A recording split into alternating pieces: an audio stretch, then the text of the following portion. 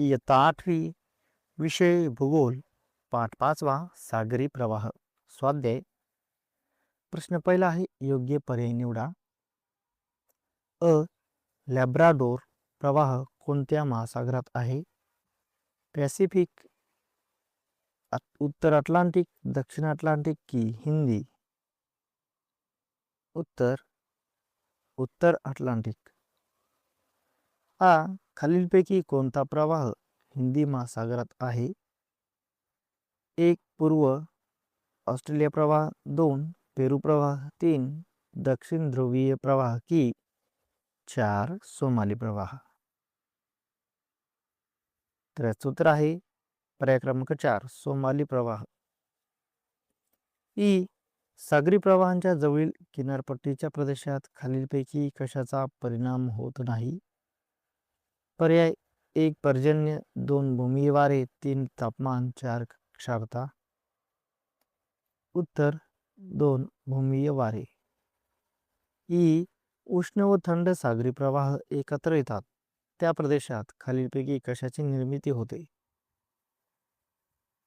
पर्याय दव, हिम, दहिवर, दाट धुके?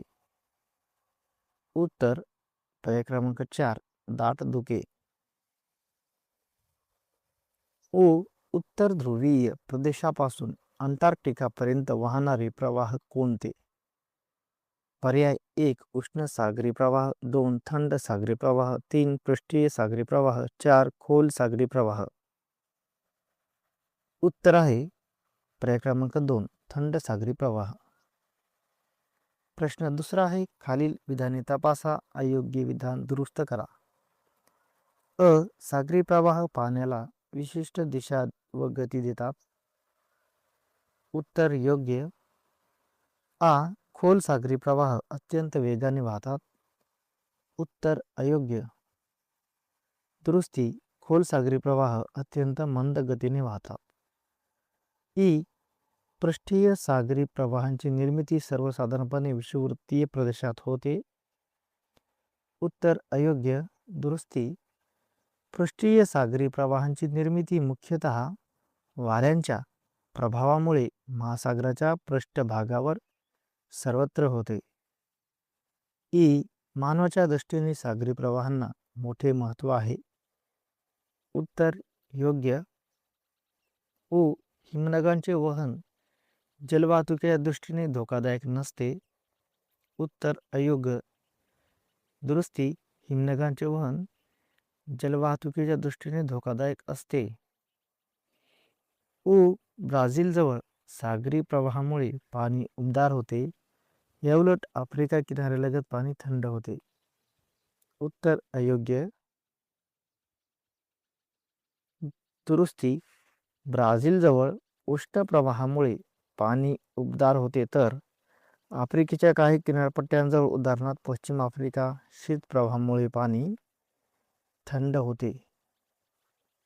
प्रश्न तिसरा पुढील गोष्टींचा परिणाम सांगा.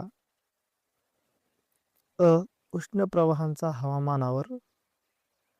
किनारपट्टीचे हवामान उबदार होते, थंडीची तीव्रता कमी होते आणि काही ठिकाणी पर्जन्य वाढतो.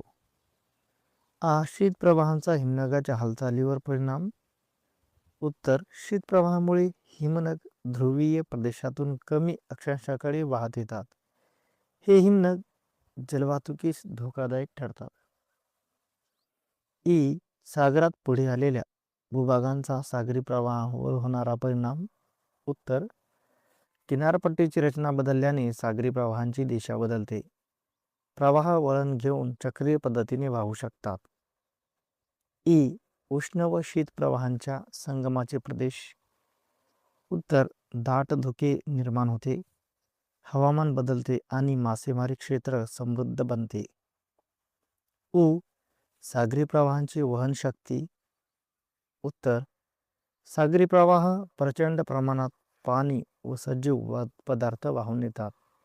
जहाजांची गती वाढून इंधन व वेळेची बचत होते. उ. खोल सागरी प्रवाह. उत्तर महासागरातील पाणी खोलवर फिरते आणि संपूर्ण जलाचे पुनर्वितरण होते. तापमान व क्षारतेतील फरकामुळे पाणी वर खाली हलते आणि जागतिक जलचक्र संतुलित राहते. प्रश्न 4 आहे, सागरी प्रवाहांचा नकाशा पाहून पुढील प्रश्नांची उत्तरे द्या. अ. हम्बोल्ट प्रवाहाचा दक्षिण अमेरिकेच्या किनाऱ्यावरील हवामानावर काय परिणाम होत असेल? उत्तर. हम्बोल्ट हा शीतप्रवाह आहे, त्यामुळे दक्षिण अमेरिकेच्या विशेषतः पेरू, चिली किनारा भागात हवामान थंड व कोरडे राहते.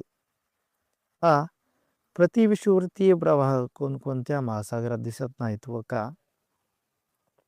उत्तर.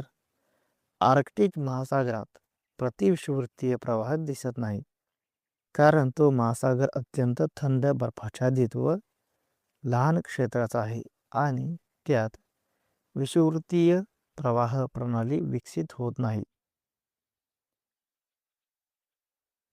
ई.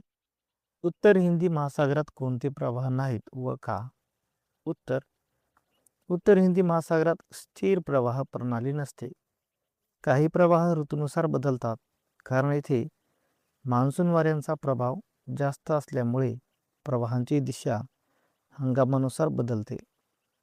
ई. उष्ण व शीत प्रवाह एकत्र येणारी क्षेत्रे कोठे आहेत? उत्तर. अशी क्षेत्रे महासागरांच्या किनाऱ्याजवळील मध्यम अक्षांश प्रदेशात आढळतात. उदाहरणे: न्यूफाउंडलँड बेटाजवळ, गल्फ आणि लॅब्राडोर प्रवाह, जपान किनारा परिसरात, उत्तर अटलांटिक महासागरात येथे दाट धुके आणि समृद्ध मत्स्य क्षेत्र तयार होतात. प्रश्न 5 आहे, खालील प्रश्नांची उत्तरे लिहा. अ. खोल सागरी प्रवाह निर्मितीची कारणे कोणती? उत्तर. खोल सागरी प्रवाह प्रामुख्याने तापमान व क्षारता यातील फरकामुळे निर्माण होतात. यामुळे पाण्याची घनता बदलते. गरम व हलके पाणी वर येते तर थंड व जड पाणी खाली जाते. या वर खाली हालचालीमुळे खोल प्रवाह तयार होतात. आ. सागरजल गतिशील कशामुळे होते?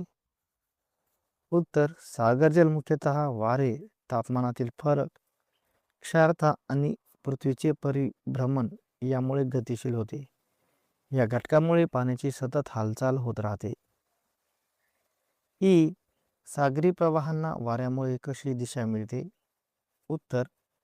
ग्रहीय वारे सागराच्या पृष्ठभागावर वाहताना पाण्याला ढकलतात. त्यामुळे पृष्ठीय प्रवाह वाऱ्याच्या दिशेने वाहू लागतात. पृथ्वीच्या परिभ्रमणामुळे उत्तर गोलार्धात ते घड्याळाच्या दिशेने तर दक्षिण गोलार्धात विरुद्ध दिशेने वळतात.